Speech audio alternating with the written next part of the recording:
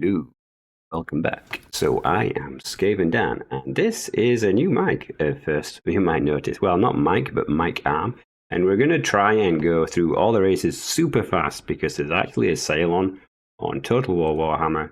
And I've got quite a few newish people in my community, and it occurs to me that like you might be looking for other factions, you might not be sure which DLCs are the best. So this is going to be my opinion on which DLCs are really good and what each DLC really does. I'm not going to tell you which to buy. I'm not going to tell you which is best. It's all my personal opinion. So obviously you should start with Total War Warhammer 3 because CA drops the requirements to have all 3 games to play Immortal Empires, which is the world-spanning map. You only need to have the factions you want to play. You can actually play as everyone else. Everyone is in the game. You only cannot play as them or recruit them as allied units. And as far as that, everything else is just a matter of seeing which factions you like and then purchasing those factions. So what does Warhammer 3 get you? So Warhammer 3 gets you Cathay, which is China, effectively. It gets you Kislev, which is a Russian-Polish mix on the hard cold front of the north. And it gets you a couple of random lords as well. Just got to quickly mention on that because they've been added as like free because they reckon they're good stats and whatnot to mix things up a bit. You do get quite a lot out of the base game. You get 5 demon factions, which are various factions placed in the north, and there's, I think, only Tzinch in the south. I should have probably done some research and checked before I said all this. So we've got the demons, which are each individual chaos god. So Slaanesh, Khorne, Nurgle, Tzinch, and technically undivided because Be'lakor is in here. Although to get Be'lakor and Boris, I think you have to do the Warhammer 3 campaign still, which I wouldn't recommend unless you want those specific characters. But all of the others are available on launch. There's also a guy who was dubbed Daniel the Demon because that's what CA called him in the launch trailer, which honestly is hysterical because my name's Daniel. But yes, so Warhammer 3 is an absolute must. Moving on from there, we have quite a huge array of DLCs, so I'm just going to go through what each individual one gets you. So Kislev is a Russian-Polish hybrid-based faction fantasy. So what do I mean by that? Like, it's a very cold faction. It's based on being a cold, hard land. The people are very resilient. Lots of the troops are very hybrid, like in Roman-style games. So a lot of them have ranged attacks as well as melee attacks. And they're pretty solid all around, which can make them rather frustrating to fight against. The Chaos factions, man, if you don't know the Chaos factions, then this video would be too long. So I'm not going to explain that. Each individual Chaos faction is each individual Chaos faction. I'll talk about the DLC slightly, but I can't go into the gods because we would be forever. Cathay is kind of a peasant society that goes all the way up to elites. So you start off and you can play the Cathayan factions as either hordes of really cheap troops and overwhelming your enemy. But in the late game, you can transition into extremely hard-hitting elite forces, which can hold out against vast numbers of enemy forces, which is a really good faction in my opinion. And their lords can turn into dragons, which is kind of a unique mechanic to Total War Warhammer. So now that we've covered Total War Warhammer, we're going to have a quick look at the others. So first, we have Total War Warhammer 1. So this gave you the base game, which was the Empire, which is effectively Germany. And they're a jack-of-all-trades faction, master of none. So they have a lot of options. And the key is to build armies that complement each other. Then you have the Undead, which are undead, vampires, ghouls, heavy melee-focused faction, regeneration, all that stuff. A couple of flyers, nothing insane. Then you have the Dwarfs. The Dwarfs are a mountain-dwelling race. They're very good at bunkering up. They've had a lot of reworks over the years. So getting Total War Warhammer 1, if you want these 4 factions, is a really good choice. There's also the Orcs. The Orcs are due a rework, but I actually like the Orcs in the current stance. They don't really trade. They have a strong emphasis on melee combat, but you can build some range units. They have giant monsters. So there's a huge mix of variety in the Orcs, much like the Empire, but the Orcs are much more willing to duke it out in combat. and they have buffs to being in combat, whereas the Empire doesn't really have like a faction buff. You know, it doesn't have a "oh, we're in combat, yay," or "oh, we're not in combat, yay."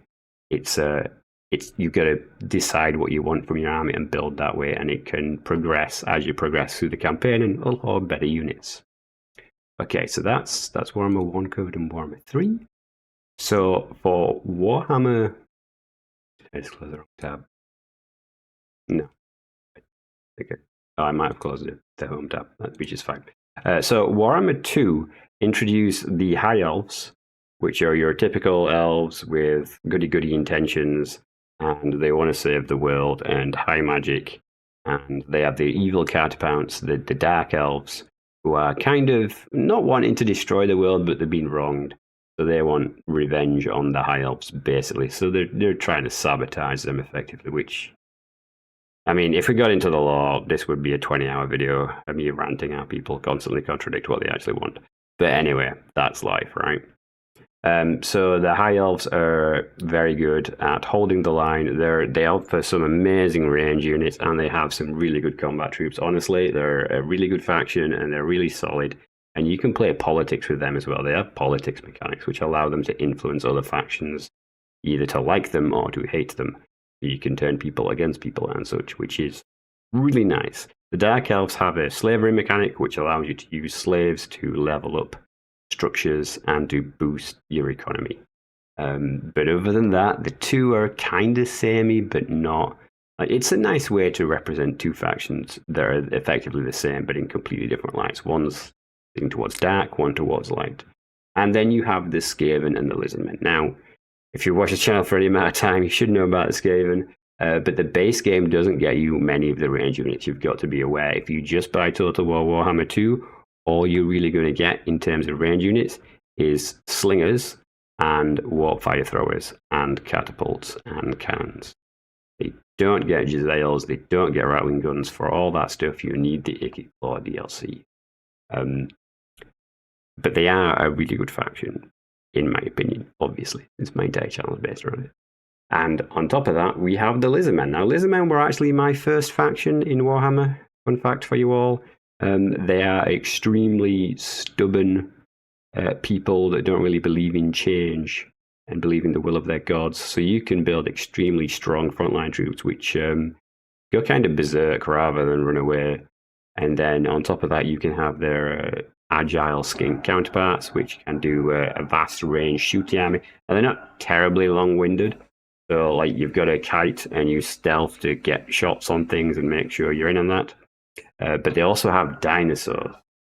So dinosaurs are cool, and you can get dinosaur mounts. So that is all pretty awesome, in my opinion.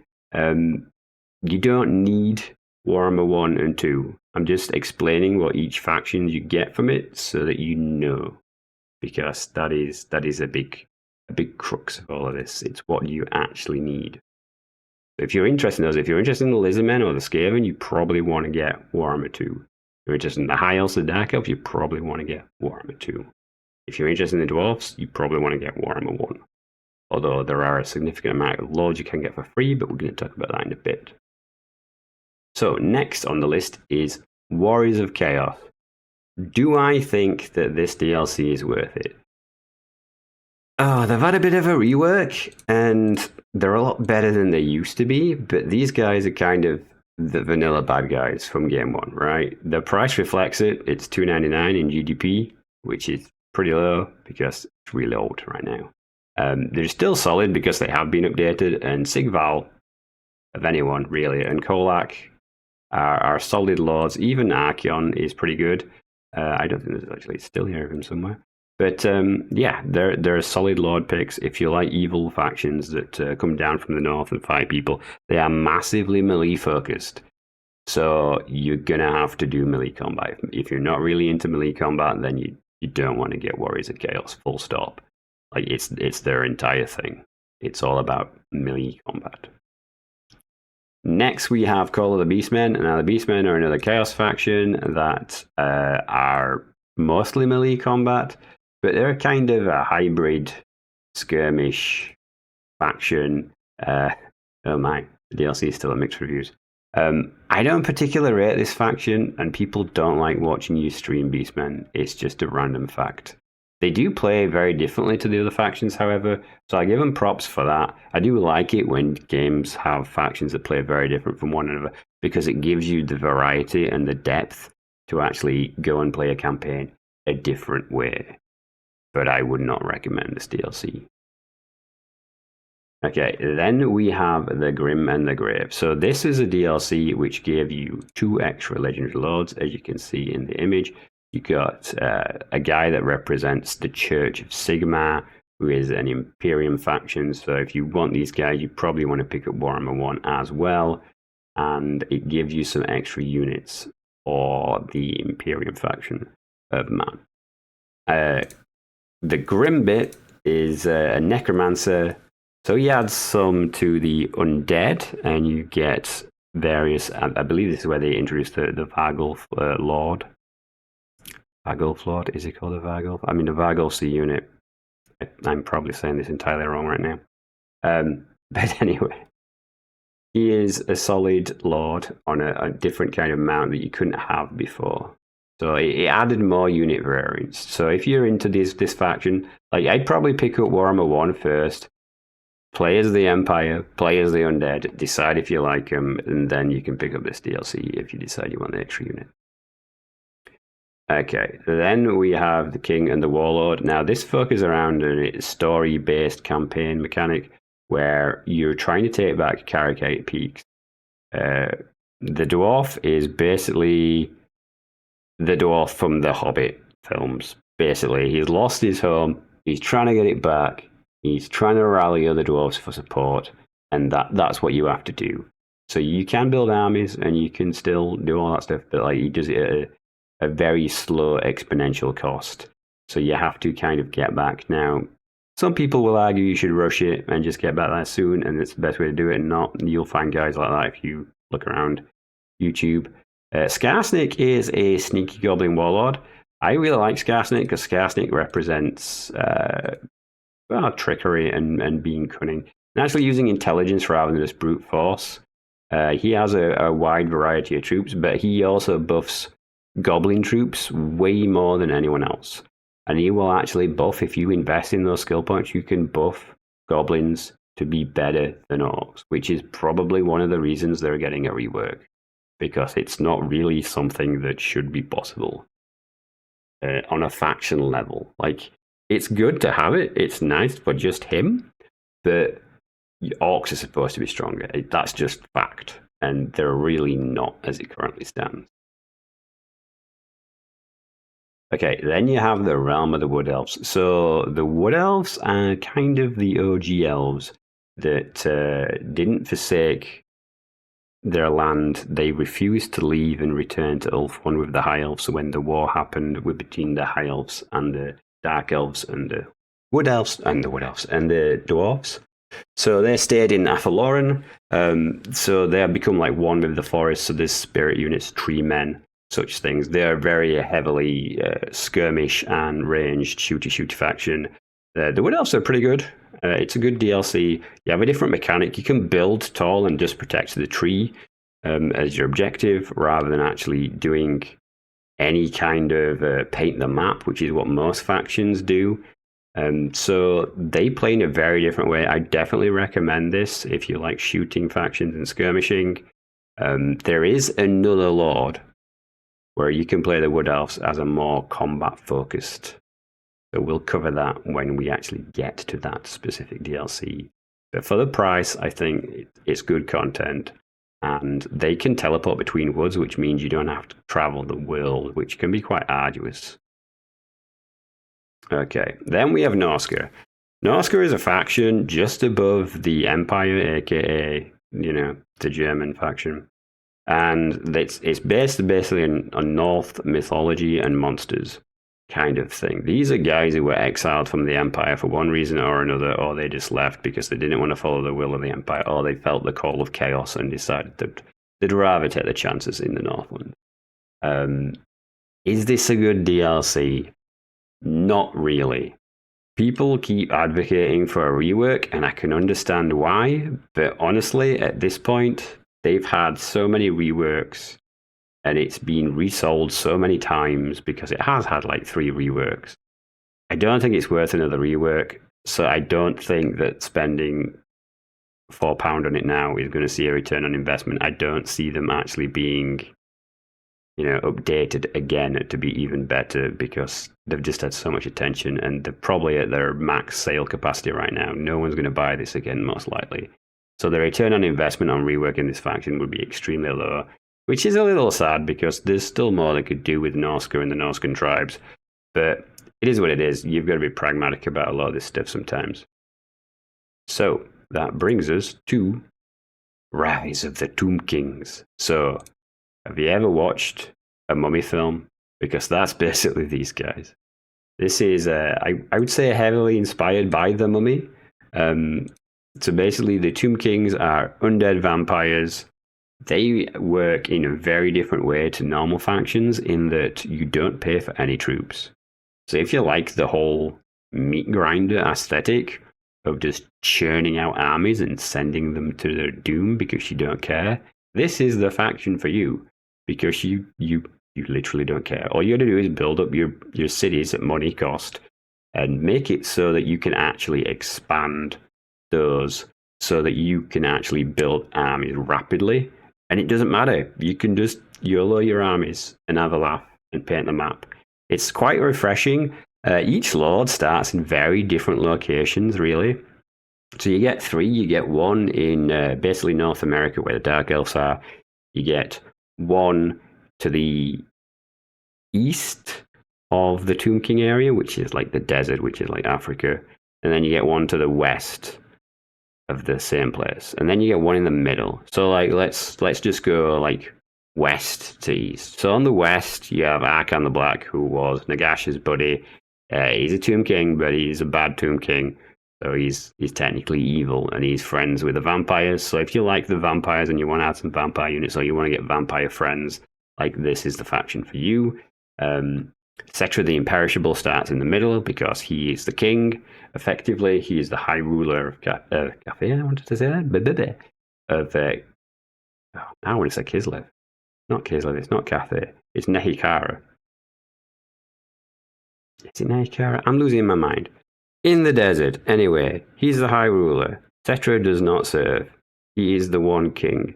And to the east is Khalida, who is a snake goddess of sorts. So she's a legendary lord which has snakes buffs. She's very cavalry-ish focused. A lot of people like the campaign but don't really use it that well. We will actually be doing a co-op featuring Khalida later today, actually. So if you're interested in seeing the Tomb Kings in action, show up for that. It should be Tomb Kings and Lizardmen allied together. So would I recommend this DLC? Absolutely, because they play completely different to the other factions.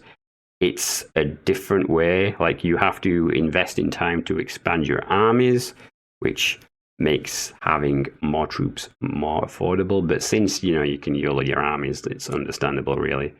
Then we have the Queen and the Crone. So this is an expansion on Game 2, where you get Alariel, the Everchosen, and the Crone. So this is like a rivalry thing, because the Crone and her disciples want to burn down Ulthuan, and the Everqueen wants to protect Ulthuan and see that it flourishes. Now, the Everqueen is kind of a hybrid-ish character, because she is one of the only High Elves that the Wood Elves trust. So she's friends with them and can recruit some melee-based tree units, which is kind of cool. I like both of these campaigns because they offer completely different ways to play. She's kind of passive and can go around and can sway people that way. So what you can do is the Everqueen, or what I generally do, is just wait for one of the other High Elf legendary lords to conquer all of Ulthuan, and then just confederate them, and then bang, you've got all of Ulthuan really easily. You've got to be careful with that though, because you've got to time it right and everything else. The Crone is a harder campaign. You have to do blood rituals every now and again to keep her young, because the elves are over 5,000 years old in this storyline, basically speaking. And without some of their gifts or things from Ulthuan, they can't maintain their youth. So the Crone is kind of seeking approval from some other people, and she has to do these rituals to stay young. So that is her mechanic, really. And then we have the Curse of the Vampire Coast. Now, this is actually not canon. This is story-based and Creative Assembly, and these guys are freaking awesome. Like, the Vampire Coast is basically undead, but with guns. And then some monsters thrown in. So it's undead pirates, basically. So any kind of spin you can think of on that is what these are. And it's a really good DLC. It's really different. You can just be a raider. You don't have to like colonize and build a massive empire. You can just sack the coast and do specific things and fight specific lords and then just leave. And you can basically just run in and mess things up and then just walk away, which is a really different way to play the game, which I really like again, and it's the same price. I would absolutely recommend this faction. The only issue I have is this woman here. Man, I have so many debates about this with other people because RNS Assault Spite sucks, and hopefully she'll get shifted from this DLC to another one, or she'll be hybrid and she'll be in both DLCs. But basically, everyone's undead, except from her, so she cannot actually heal through vampiric magic, and everyone else can, which is just massively stupid. Like, they should have just given her some dead but not dead trait and allowed that to work, and honestly that'd probably help her out a lot, because as a lord she sucks. But all the others are pretty awesome. You get a vampire who is actually a proper vampire who has settled in the middle of the ocean and is just raiding Ulthuan and such. You get an angry spirit ghost. Now, this was completely made up by CA. There's a little controversy about that, but we don't have time to get into that. And she wants to basically sink Ulthuan because she's angry. She basically set off from Bretonia on a quest to go to Ulthuan and never arrived, because as you do. And then where's his good buddy? There's got to be a picture of him somewhere. There we have. And then we have Fortune Favors the Infamous. So this guy has basically messed with arcane powers beyond his control and lost his freaking mind. So he has some annoying game mechanics, but as the game goes on, they go away. The annoying parts are resolved and he becomes less annoying. So that's good. If you play his campaign, that is. I don't think that those actually apply in Warhammer 3 Mortal Empires. So you can just play him as is and you don't have to worry about this. He's also an excellent duelist. And he has a big flyer. So you can ram him into another lord and probably win because you have regeneration and 1,000,000 missile resistance.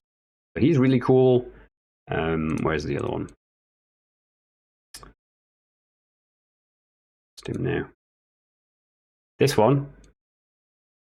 I completely forgot the names. I should have done some research. But he gets one of these mounts. So he can go on basically a undead ship that's come back to life, which is kind of awesome. Like I said, very unique spin, very different way of playing. I do like these campaigns where you can just be different factions and have different game styles. And then we have the Hunter and the Beast. So this is kind of an odd one. So you can play as mercenary Empire, and you can hunt lizardmen, which is completely contrary to what is valid in the lore, really. And then you get Nakai the Wanderer, who is supposed to be like the spirit of the jungle. He's supposed to be like the boogeyman that comes out of the forest to attack people who attack Lustria. So you get some big dinosaurs, like this big guy in the back. You get this guy, and then you get these guys with their power fisty things. And then you get a bunch of heroes for the Empire, and a bunch of range units, and some like chariots with guns on them. I don't really think that this is probably a good DLC, realistically speaking. It's good if you like to hero hammer, because the Empire get like 5 heroes from this. So that's really good in that regard. But aside from that, yeah, it's not a great DLC. The Shadow and the Blade. Okay, so this is about this guy who is a dark elf who made a deal with a demon and now is kind of bound to a demon and has demon issues. And then you have the leader of Clan Eshin. Well, not the leader, sorry, but the chief assassin of Clan Eshin, who is called Deathmaster Snitch, who is a really good Skaven assassin. So basically, the Skaven assassin faction lives under Cathay on the Warhammer world map. They are very ranged based, and they have assassin missions. They're pretty cool. This guy on his own is like a one-man army because of the demon abilities. Other than that, he's not particularly great. But as a pack for two lords that are really good for $3.99, this is a pretty solid DLC. Like, I can't really fault it. You probably do want to have Warhammer 2 though, so that you have the base Skaven and the base Dark Elves to go with it. And then we have the Warden of the Paunch, which is a similar vein, but it's against an Orc that wants to invade Ulthuan. Sorry, not an Orc. It's a Goblin that ate a Troll, and eating the Troll made him really big. There's some weird lore behind it, but we don't have time to go into that because this is already getting quite long. And then Atharion is basically Batman, but as a high elf. He even imprisons people and can get special abilities from doing that. It's a solid DLC, I think, if you like the High Elves or the Orcs. So I'd definitely consider it if you like that. It expands on different types of trolls, a different troll hero, which is weird because, like, Throg for Norsca is the Troll King, but yet you don't have these trolls in Norsca. Like, I think that, yeah, on one hand, I want a troll update specifically for Norsca and nothing else, but we'll see. And then in terms of the High Elves, I mean, they don't really need a whole lot of extra stuff, but they do have some extra units in here. I believe you have the Frost Phoenix and the Fire Phoenix in this bundle. So it does add some extra units for them, should you want them. And they do have their own archery unit, I believe, as well.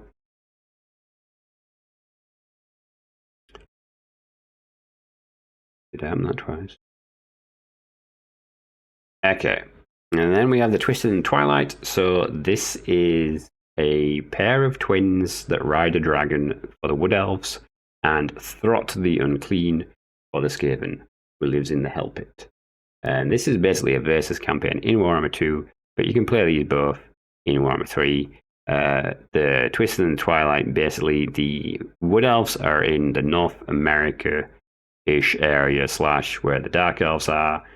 And the Skaven are actually above Kislev in the middle of the map. So Mulder's big thing here is to mutate all their units. So they experiment on troops and release specific variants of everything.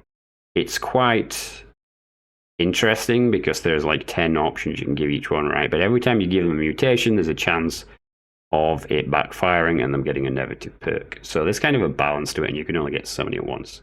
As for the sisters add a whole bunch of new tree-based units, and, well, they're not really trees, they're forest creatures, not trees. And you get the legendary Alariel, the spirit of the forest, who is kind of queen, I believe. And it's very good if you like shooty stuff. They have Warhawk riders with bows as well, which are pretty awesome. It's not a DLC I can really say is bad, especially for that price. Like $3.99 that's really cheap. And these are two really good legendary lords, so I definitely guarantee that that's a good sale.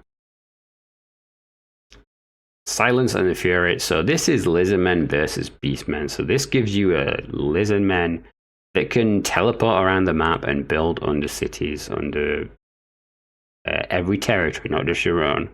So they can effectively do that to bolster the defense of an area and such, to allow like anti-ambush armies to appear and such. And the Beastmen got a couple of extra monsters, and they got a big guy clad in armor who basically is pledged himself to Crone. And as such, he has this rage bar here, and when it fills up, I believe he can move extra far. He can move around the map really fast. I'm still not a fan of his particular part in this DLC. But Exiotl being able to teleport around and do missions to try and stop chaos, and for the Beastmen and other evil factions is pretty solid. And at $3.99, like even if you're only paying for the Lizardmen, that's probably a bargain sale, that one, in my opinion. Ogre Kingdoms. Ogre Kingdoms were kind of released as a pre-order incentive to Warhammer 3. They've got bad reviews. Their mechanics are just kind of janky, so I just really, I don't recommend them. Like, they're a bit of a meme on the tabletop, and I don't know, like, you're asking £5 for this one when the others are $3.99. Like, nah, bruh. This is not a good campaign. Like, they've got some interesting units, and they've got some solid, like, big stuff and some cool looking units. But apart from the spectacle of them looking good, they underperform. They're definitely going to get a rework with their DLC when it comes out. Champions of Chaos. Okay, so this was the Chaos update for Warhammer 3. This gave you 4 very specific Chaos Lords, 1 designated to each Chaos faction. So you've got Azazel, who is Slaanesh, and then you've got Papa Nurgle guy, and then you've got Valkyrie the Bloody, and yeah, this guy. I always forget some of the names, you know. I really do need to write scripts for these things. So each Lord basically has Chaos Warriors now with max of Chaos Warriors, which means that they have particular bonuses for each particular one. So the Slaanesh one is basically immune to psychology and such, and a bit of armor piercing, which is not amazing. But the Tzinch one, this guy, Blue Man, these have an amazing bonus. You can have shields on your troops, which basically make them Protoss from StarCraft. So they can take hits and then they go down up. But the thing is, if you buff their melee defense up really high in combat, you can actually start regenerating your shields, because if the enemy can't hit you, you're not being hit and your shields come back, which make them ridiculously strong. So each has their own specific thing, like Nurgle has regeneration, they have shields. Crone has basically buffed damage and a little bit of a speed buff. So each one of these is pretty solid. Is it worth $6.50?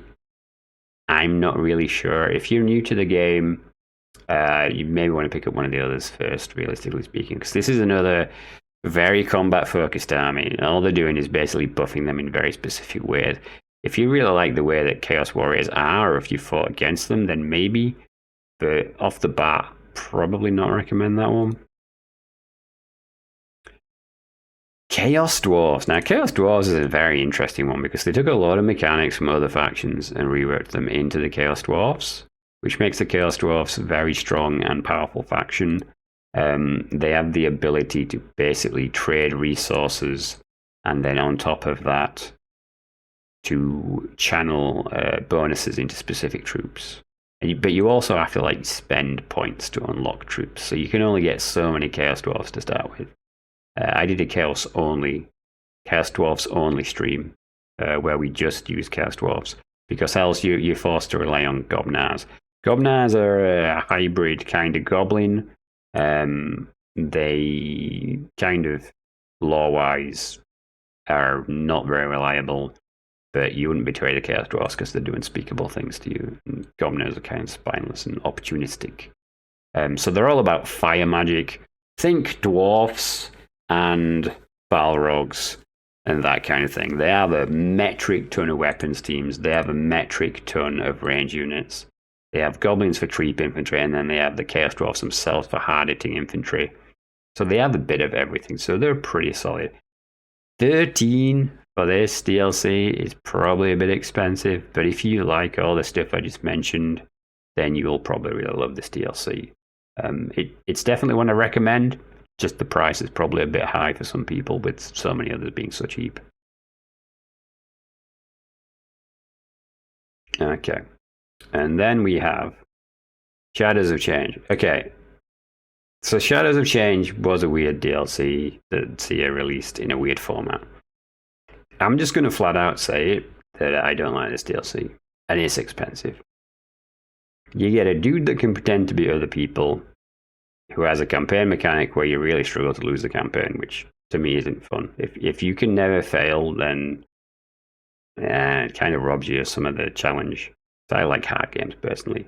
Then you got the Kislev Witch, who is not in Kislev. She is in North America where the Dark Elves are, which is weird. And then you got Bo Young, who has gone to Lustria, where the Lizardmen are, which is South America, which is not Cathay, which is... yeah, he's just not where he should be. Like, all of these lords just feel a bit misplaced. Like, him running around being a trickster is fine, but the other two are just like, why are they where they are? It's weird. Okay, and then Tamarack. So what CA actually did for the last DLC is to break it up into their individual ones so you could just have the specific individual ones.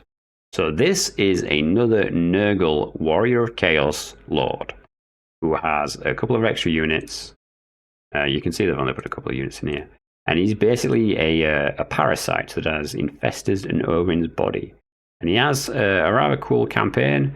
If you like Nurgle, if you like melee focused combat, it's definitely a win. This one, it's a reasonable price at $5.99. You can't really knock that. I would definitely recommend Tamarack.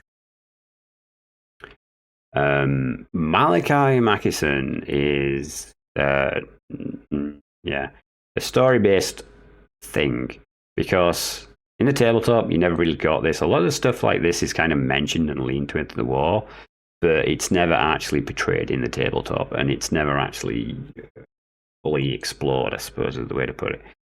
So he basically gives you blimps for dwarfs and more angry dwarfs on the ground that don't break and have guns. So you have a variety of different troops, different ranged troops basically,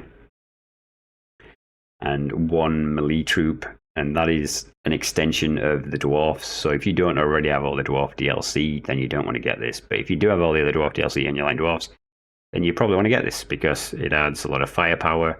And who doesn't like shooty armies, right? It's a bit more like when you add this guy to the dwarfs, it's like playing like an Empire Total War game more than a fantasy dwarf battle. And then you have Elizabeth von Drakenhof, which is a bit of a uppy-downy character because they're kind of undead, but they're an Empire character. It's kind of odd positioning and choice for what they've done, but it does fit within the lore. So basically you can infuse magic with gunpowder to make some things go boom. So this is another very shooty-based faction, which also has everything the Empire has. So if you thought you liked guns and ammo with the Empire before, then you'll definitely like guns and ammo with this one. So on that basis, yeah, I'd grab her. Personally, for me, she's okay. Like, there's worse characters. Like, if you've already gone through the others that you're very interested in, then definitely consider picking her up. And the price is not bad. Like, $5.99. I like these individual standalone DLCs. It's a nice change. I hope they keep it up because, like, it lets you buy just what you want rather than being hamstrung into buying everything, right? And who doesn't like variety? And bringing the price down means that people can buy it. Like, not everyone has all these massive exposable incomes. Okay, so you might have noticed that I didn't actually talk about Bretonnia at all. And that is because Bretonnia is entirely free. Free is cheap, I suppose. All you got to do is go to accounts.creative-assembly.com, continue with Steam, and link your Creative Assembly account to your Steam account, and you will unlock like 17 legendary lords. So that's going to give you a whole range of extra things to add to your campaign and play through. There's a free dwarf, there's a free high elf, there's free dark elf, I believe. All of Bretonnia is free. Who else is free? There's the white dwarf is free. So you get quite a lot, and this costs you absolutely nothing. So you should really do this on day one. Like, linking your CA account to your Steam will just give you all this stuff for free. And they also have like some short novels and such, which you can download, and wallpapers and other such things. Like, I'm really against extra accounts for the sake of extra accounts, but at least Creative Assembly gives you something. or having your account linked to them. Okay, so that has been a quick rundown. So basically, I'm just going to rehash some of my highlights that come to mind. So Tomb Kings, definitely a different play style. The Skaven DLCs, obviously, because I'm a massive sellout. And then probably Vampire Coasts, because they have such a nice different campaign feature. I do like that they play so different to everyone else. Some of the later ones, like the Nurgle Lords, I really like Nurgle, so they're pretty good, even though Nurgles are represented. So I would definitely buy the more recent Warriors of Chaos. Me personally, and I love Slaanesh, so I would get all the Slaanesh DLCs. For me personally, that's good. Chariot armies, I like. There's a bit of a theme there. And the dinosaurs. So lizardmen are really cool. Still have always got a thing for lizardmen, and it kind of matches with Skaven. So I've kind of won in the DLC wars, right? Because they gave away a lot of the lizardmen with a lot of the Skaven. So that was a double win for me. Okay, so that's my thoughts on what I think is good and what's not. And if you disagree, let me know in the comments below. I'm always keen to hear opinions on things, and I am starting to do some guides for things, so all feedback is welcome. But I think we'll leave it there because this is now 40 minutes long. So I wish you good fortune in all your wars to come. There'll be a stream tonight with Queen of Skeletons, and we will be doing Warhammer. It will be our very first time doing Warhammer. And we were doing Kleeder and Krotgar. So it'll be Lizardmen and Tomb Kings allied together. Tomb Kings. So I will see you tonight, hopefully. Have a good day.